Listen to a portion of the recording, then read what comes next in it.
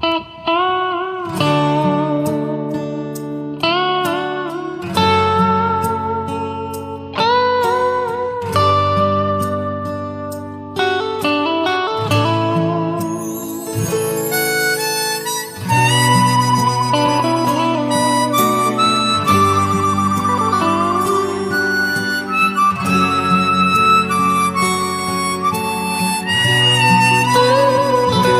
อกกล้ารับปากว่าสิเศร้าหักน้องได้บอกน้องมีคนใหม่เฝ้ารอเลยขอแยกทางห่างใจนั่งคิดนอนคิดหลายคืนทุรนทุรายอยากให้น้องไปสบาย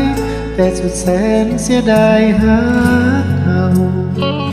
คนเคยอิงแอบเคยเว้ากันแท้ทุกเช้าเย็นเมื่อน้องต้องการให้เป็นแค่ความหลังโอ้ยช่างปวดร้าวเคยส่งข้อความโทรไทยถามอยู่นั่งข่าวเมื่อต้องเลิกโทรเลิกเว้าน้ำตาหายบ่แน่ใจย่านอยู่เด้อย่านเศร้าหักบ่ได้อยู่เด้อย่านเมื่อยเพลอกดเบอร์หายามคิดฮอดหลายย่านฝากหรือเว้าว่าเฮายังหักกันบอกลา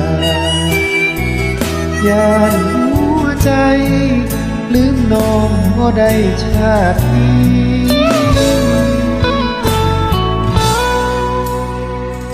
บอกกล้ารับปากว่าสิลืมหักเอาได้ลงต้องบอกน้องตามตรงว่าอ้ายเฮ็ดบ่ได้ดีแต่ขอสัญญาสิพยายามทำทุกวิธีอยากอยู่เพื่อคนดีแต่วันนี้ยังบอกกล้ารับ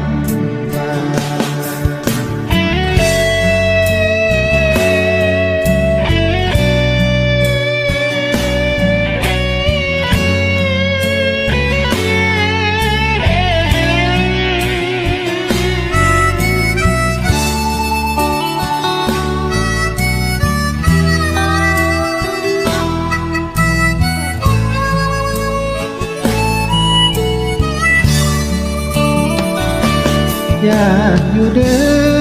อย่านเศร้าหักบ่ได้อยู่เด้อย่านเมื่อยเพลอกดเบอร์หายามคิดฮอดหลาย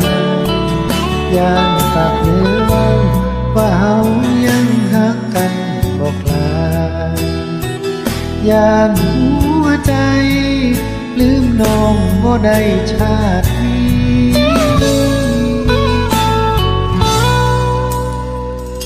บอกกล้ารับปากว่าสิลืมหักเอาได้ลงต้องบอกน้องตามตรงว่าอ้ายเฮ็ดบ่ได้แต่ขอสัญญาสิพยายามทำทุกวิธี